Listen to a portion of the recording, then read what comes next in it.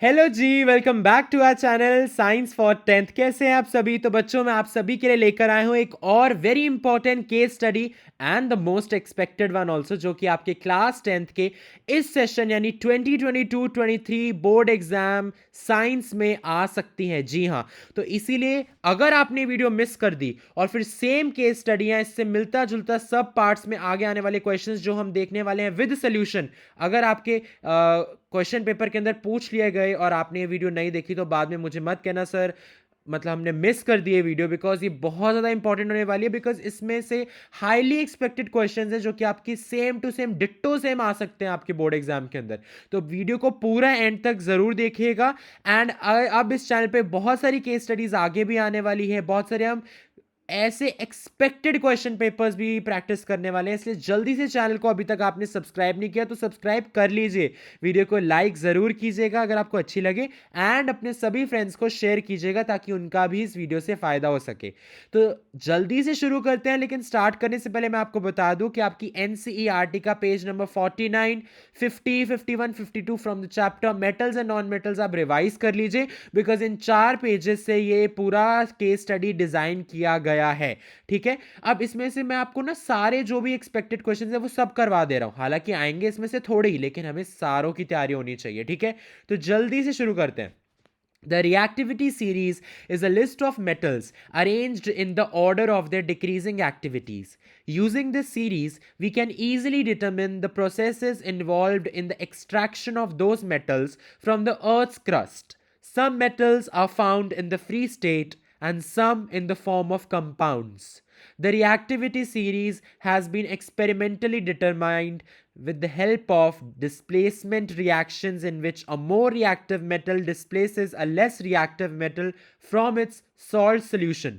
The following figure shows the reactivity series of metals, जो कि आपको यहाँ पर with symbols, their chemical, their names, I mean the names of the elements along with the reactivity decreasing arrow, everything has been shown. देखो, इससे easy case study हो ही नहीं सकती, वो आपको आगे पता लगेगा। हालांकि यार ये रूल होता है साइंस का, जो भी केस स्टडी आ जाए आपको दिमाग अपना ही लगाना पड़ता है, एक भी आंसर आपकी केस स्टडी से नहीं मिलता, लेकिन इसमें कुछ कुछ मिल जाएंगे। बिकॉज यार अब वो बोर्ड वाले ऐसे तो है ही नहीं पागल कि तुम्हें सारे आंसर्स, ये कॉम्प्रिहेंशन थोड़ी है इंग्लिश का, ये साइंस है, ये तो सिर्फ रेफरेंस के लिए तुम्हें केस स्टडी नाम बनाया हुआ है, एट द एंड तुम्हें जो नॉलेज है उसी से आंसर करना पड़ता है। ठीक है ना, साफ सीधी बात है। पहला question, out of the given reactivity series, which metals are found in both free state as well as combined state? अगर आपने एनसीईआरटी ध्यान से पढ़ी है तभी आप इसका आंसर कर पाएंगे। देखो, केमिस्ट्री में ना काफ़ी चीज़ें होता है, आपको याद रखना पड़ता है, याद होगा तो आंसर कर पाओगे, नहीं याद होगा तो आंसर नहीं कर पाएंगे। क्या बात समझ में आती है? तो the answer is copper and silver. याद कर लीजिए अभी, copper and silver are the two metals which are found, ये फ्री स्टेट में भी पाए जाते हैं, ये कंबाइंड स्टेट में भी पाए जाते हैं। क्या बात समझ में? कंबाइंड स्टेट कैसे होगी? जैसे कॉपर क्लोराइड हो गया फॉर एग्जांपल, सिल्वर का सिल्वर ब्रोमाइड हो गया, है ना, और ये free state as copper metal and silver metal भी पाए जाते हैं। तो ये बात है इसका मतलब। ठीक है, next question, what is the most common combined state ore in which most of the higher reactivity metals are found and why? I again repeat, what is the most common combined state ore जिसके अंदर higher reactivity वाले metals पाए जाते हैं, and क्यों ऐसा होता है? So basically higher reactivity मतलब ये जो reactivity series के टॉप में प्लेस्ड है metals, वो काफ़ी ज़्यादा हाईली रिएक्टिव होते हैं। ठीक है, तो ये कौन सी ओर कंबाइंड स्टेट ओर में पाए जाते हैं जनरली, एंड क्यों? So the answer to this question is oxide ore. इनकी ना आप जितने भी, ये चाहे पोटेशियम ऑक्साइड देख लो, sodium oxide, calcium oxide, magnesium oxide, ये सारे ज़्यादातर ऑक्साइड ओर में क्यों पाए जाते हैं? Reason is oxygen is highly reactive.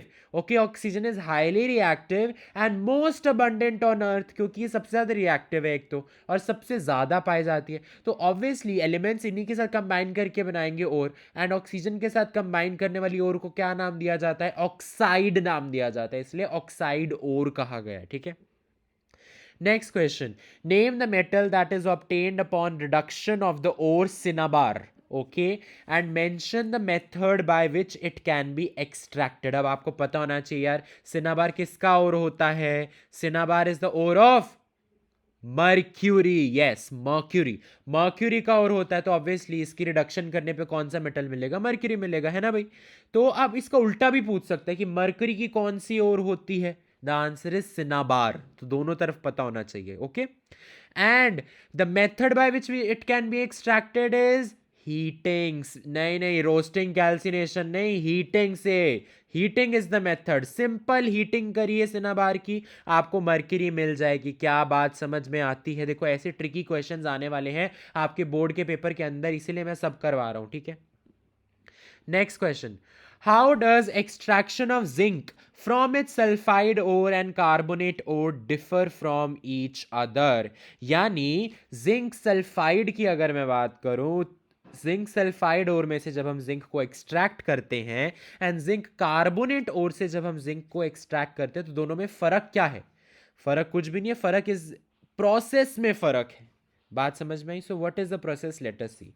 In case of extraction from sulphide ore, sulphide ore में से जब हम मेटल को एक्सट्रैक्ट करते हैं, रोस्टिंग टेक्स प्लेस। क्या टेक्स प्लेस करती है? रोस्टिंग होती है, that is heating ore in excess amount of oxygen is the main answer, ठीक है?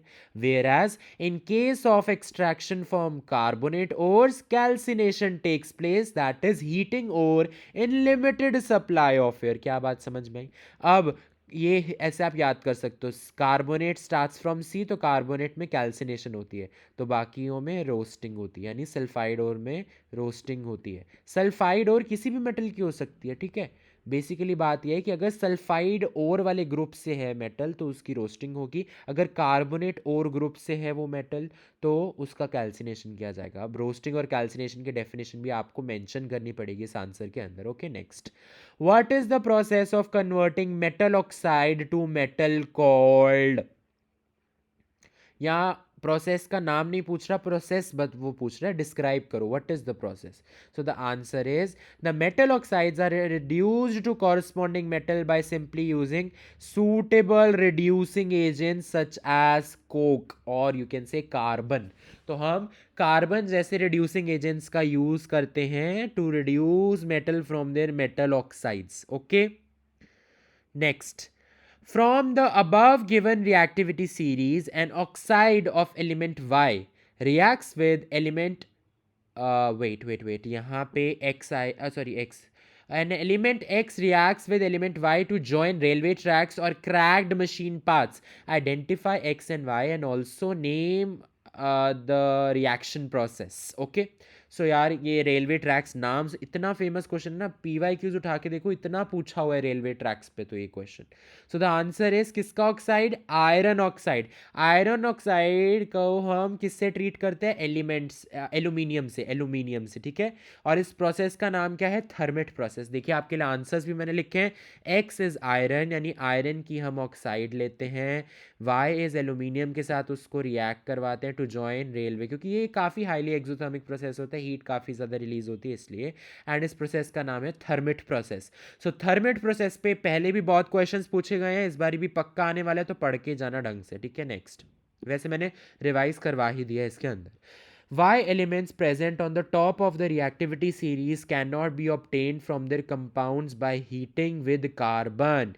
यानी reactivity series के अंदर जो टॉप पे यहाँ पे आप एलिमेंट्स देख सकते हो, पोटाशियम, सोडियम, कैल्शियम, मैग्नीशियम, इन्हीं एलिमेंट्स की वो बात कर रहा है। Why it cannot be obtained from their compounds by heating with carbon? Because these metals have more affinity for oxygen than carbon. Simple reason is also given in the NCERT. If you write it correctly, you will get full marks. Okay, next, in the electrolytic reduction of sodium chloride, which is deposited at anode and what is deposited at cathode? हाँ जी, जल्दी से बता दीजिए, तो आपने electrolysis of Bryan में पढ़ा है ना? क्या है answer? At anode chlorine gas is evolved and at cathode sodium is evolved. तो देख लो ये यहाँ पे एसिड्स बेसिस एंड सॉल्ट्स वाला चैप्टर भी रिवाइज हो गया ना। जिसमें वो आता है हमारा सोडियम हाइड्रोक्साइड बनता कैसे, electrolysis of Bryan. Electrolysis of Bryan का मतलब क्या है, इलेक्ट्रिसिटी जब पास करते हैं सोडियम क्लोराइड के एक्वा सोल्यूशन से, right. Next question and the last question, देखिए आंसर ये मैंने पहले ही दिखा दिया, चलिए आप देखिए मत, पहले आंसर करिए। In the electrolytic refining of element copper identify the electrolyte taken the anode material the cathode material, ठीक है, ये सब आपको आइडेंटिफाई करना है। And the next part is when electrolysis takes place on which electrode pure copper is deposited and where is the mud collected. बहुत important question है, in fact ये तो अपने आप में एक केस स्टडी आपसे पूछी जा सकती है। सो ध्यान से देखिए इसको, तभी मैं हर टाइप का क्वेश्चन इसमें करवा दिए जो कि आने की गारंटी है। तो सबसे पहले इलेक्ट्रोलाइट हम कौन सा लेते हैं इसके अंदर, इस प्रोसेस के अंदर, acidified copper sulphate, okay. Anode किससे बनाया जाता है, एनोड पे हम लगाते हैं जी इम्प्योर कॉपर स्ट्रिप। कैथोड पे हम क्या लगाते हैं, प्योर कॉपर स्ट्रिप, ठीक है। And on passing electric current pure copper is deposited on cathode, याद होना चाहिए, ये रट्टा करिए please. And mud is obtained below anode, अरे आप इसको ऐसे ट्रिक से याद कर लो, मड मतलब एनोड मड, एनोड मड मतलब ये मड बनेगी एनोड के नीचे, तो ऑब्वियसली प्योर कॉपर दूसरे कैथोड पे ही बनेगा ना, दैट इज कैथोड, दूसरे इलेक्ट्रोड पे बनेगा ना, दैट इज कैथोड, है ना। मड एनोड के नीचे बन गई, तो प्योर कॉपर कहाँ पे जाएगा, ऑब्वियसली एक ही इलेक्ट्रोड तो बचा है, कैथोड, तो कैथोड आंसर आ जाएगा, है ना। ऐसे याद करने का तरीका है, बाकी तो आपको जैसे मर्जी आप याद करिए। So with this we complete this case study, I hope so आपको मज़ा आया होगा, समझ में आया होगा।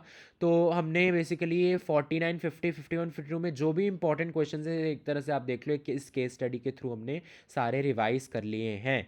इसीलिए अब और भी आगे वीडियोस आएंगी इस चैनल पे, इसलिए चैनल को सब्सक्राइब करना बिल्कुल मत भूलना, नोटिफिकेशन बेल ऑन रखना, ताकि एक भी वीडियो आपकी मिस ना हो जाए, बाद में मत कहना सर सेम क्वेश्चन आ गया था बोर्ड्स में, ठीक है। All the very best, I know you all are going to rock in the board exams, all the best dear students.